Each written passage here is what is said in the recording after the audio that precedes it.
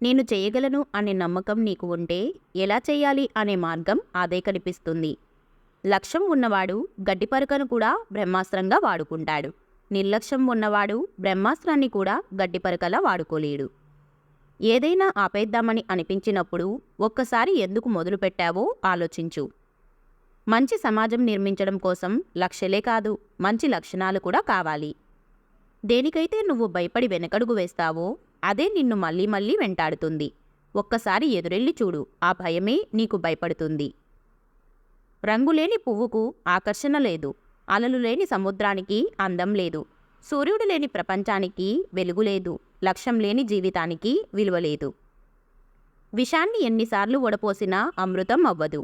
అలాగే మనల్ని అర్థం చేసుకోలేని వాళ్ళకి మన గురించి ఎంత చెప్పినా వ్యర్థమే. జీవితంలో ఎప్పుడూ కూడా నటించవద్దు. నీవు ఎలా ఉన్నావో అలాగే ఉండు. ఎవరినూ మెప్పించడానికి ప్రయత్నం చెయ్యకు.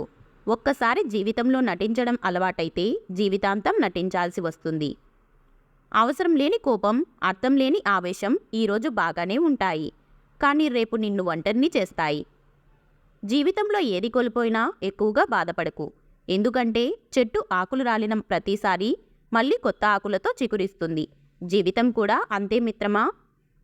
మన జీవితంలో ఎన్ని బంధాలు ఉన్నప్పటికీ మన ఇష్టాలని, కష్టాలని పంచుకోవడానికి భగవంతుడు సృష్టించిన అద్భుతమైన అనుబంధమే స్నేహం. నువ్వు దాచుకున్న కోట్ల కంటే నీకోసం అమ్మ దాచుకున్న ఆకలి విలువ చాలా గొప్పది. గుళ్ళు కట్టెక్కర్లేదు, గుండెల్లో పెట్టుకుని చూస్తే చాలు. మీరు ఉన్నతంగా ఎదగడానికి ప్రపంచం కావాలి. మీరు ఎదిగిన తర్వాత ప్రపంచానికి మీరు కావాలి. మనం పూజలు చేసేటప్పుడు దేవుడు వింటాడు అని నమ్మే మనం ఎదుటివారికి హాని చేసేటప్పుడు మాత్రం ఆ దేవుడు చూస్తాడని తెలుసుకోలేకపోతున్నాం. చీకటి తర్వాత వచ్చే వెలుతురు చాలా ఆనందాన్ని ఇచ్చినట్లుగానే కష్టాల తర్వాత వచ్చే సుఖాలు ఎంతో సంతోషాన్ని ఇస్తాయి. కేవలం ఊహలతోనే కాలాన్ని గడిపితే ప్రయోజనం ఉండదు. నారు పోసినంత మాత్రాన పంట పండదు కదా. మంచి మనసున్నవాడికి భగవంతుడు 100 కష్టాలు కల్పించినా అంతకు రెట్టింపు సంతోషాలను అనుగ్రహిస్తాడు. ఆలస్యం చేస్తే సులభమైన పని కష్టమవుతుంది, అలాగే కష్టమైన పని అసాధ్యంగా మారుతుంది. జరిగిన దాని గురించి ఎప్పుడూ చింతించకు. ఎందుకంటే మనకు జరిగే మంచి మనకు ఆనందాన్ని ఇస్తే జరిగిన చెడు అనుభవాన్ని ఇస్తుంది. మన జీవితం ప్రశాంతంగా ఉండాలంటే 2 మార్గాలు. 1. మన సమస్యలను ఇతరులకు చెప్పకూడదు. 2.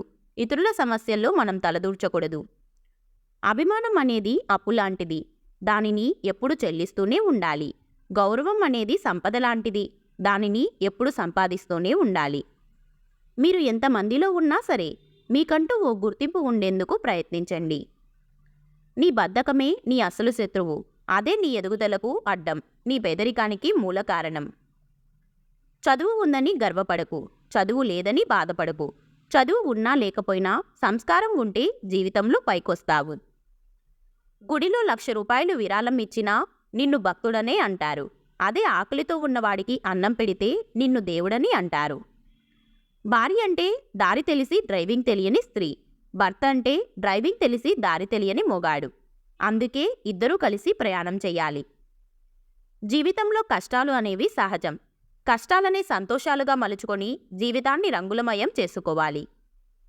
నిన్నటి చేదును మర్చిపోగలిగితేనే నేటి తీపి రుచి తెలుస్తుంది. ఎక్కువగా మరిగిస్తే నీళ్లు కూడా ఆవిరైపోతాయి. అలాగే భరిస్తున్నారు కదా అని బాధ పెడితే బంధాలు కూడా తెగిపోతాయి. భయానికి మించిన రోగం లేదు, ధైర్యానికి మించిన ఔషధం లేదు. ఎవరు ఎంతగా రెచ్చగొట్టినప్పటికీ నువ్వు శాంతంగానే ఉండు. ఎందుకంటే లైఫ్లో ఎక్కువ శాతం కష్టాలు మన కోపం నుండే వస్తాయి. అతిగా అరిస్తే మాట విలువ, అనవసరంగా ఏడుస్తే కన్నీటి విలువ తగ్గుతాయి. అమ్మ ప్రేమ మంచినీరు లాంటిది, కనబడి మన దాహం తీరుస్తుంది. నాన్న ప్రేమ గాలి లాంటిది, కనబడదు, కానీ మనం ఎదగడానికి, బతకడానికి అది ఆక్సిజన్ లాంటిది. మనం బడిలో ఉన్నప్పుడు వచ్చే ఆదివారానికి, మనం బాధ్యతగా ఉన్నప్పుడు వచ్చే ఆదివారానికి చాలా తేడా ఉంటుంది. కన్నీళ్ల నుండే కసి పుట్టాలి. అవమానాల నుండే అనుకున్న లక్ష్యాన్ని సాధించే పట్టుదల పుట్టాలి. ఎవరైతే మిమ్మల్ని ఎగతాళి చేస్తారో వారే మీకోసం ఎదురు చూసేలా ఉన్నత శిఖరాలకు ఎదిగే మార్గం పుట్టాలి. మనిషి జీవితం రైలు ప్రయాణం వంటిది. ధనవంతుడు ఏసీ రిజర్వేషన్లో వెళ్తాడు. మధ్యతరగతి వాడు రిజర్వేషన్, పేదవాడు జనరల్లో వెళ్తాడు. బోగిలో ఏదో ఒక మూల కూర్చొని వెళ్తాడు. ఎలా వెళ్ళినా ప్రయాణం మాత్రం ఆగదు. మీరు మానసికంగా ప్రశాంతంగా ఉంటే అన్ని సంపదలు మీతో ఉన్నట్లే. అందుకే మనసును ప్రశాంతంగా ఉంచండి. నీవు ఎప్పుడైనా సంపాదించుకోవచ్చు, ఎలాగైనా సంపాదించుకోవచ్చు, కానీ గడిచిపోయిన కాలాన్ని మాత్రం తిరిగి తీసుకురాలేవు. అందుకే నీ సంతోషాలను వాయిదా వేయకు. ఒకరి లైఫ్ ఇంకొకరికి లైట్గానే ఉంటుంది, కానీ ఎవడి లైఫ్ వాడికి చాలా వెయిట్ ఉంటుంది. ఆ బాధ ఎదుటి వాళ్ళకి అర్థం కాదు. కొన్ని బాధలను ఆస్వాదించాలి, అప్పుడే మనిషి గుండె ధైర్యం తెలుస్తుంది. కొన్ని మాటలు భరించాలి, అప్పుడే మనిషి సహనం విలువ తెలుస్తుంది. గుర్తుపెట్టుకోండి, లైఫ్ అంటేనే ఒక యుద్ధభూమి. పోరాడితేనే గెలిచే అవకాశం ఉంటుంది. ఊరికే నిల్చుంటే ఓటమి తప్పదు. ఎవరైతే నీ ముందు నీ మాట, నా ముందు నా మాట మాట్లాడుతారో వారికి ఎంత దూరంగా ఉంటే అంత మంచిది. ఈ వీడియో మీకు నచ్చితే please like, share and subscribe to our channel. అలాగే ఈ వీడియోలో మీకు ఏ క్వైట్ నచ్చిందో తప్పకుండా కామెంట్ చేయండి. Thank you.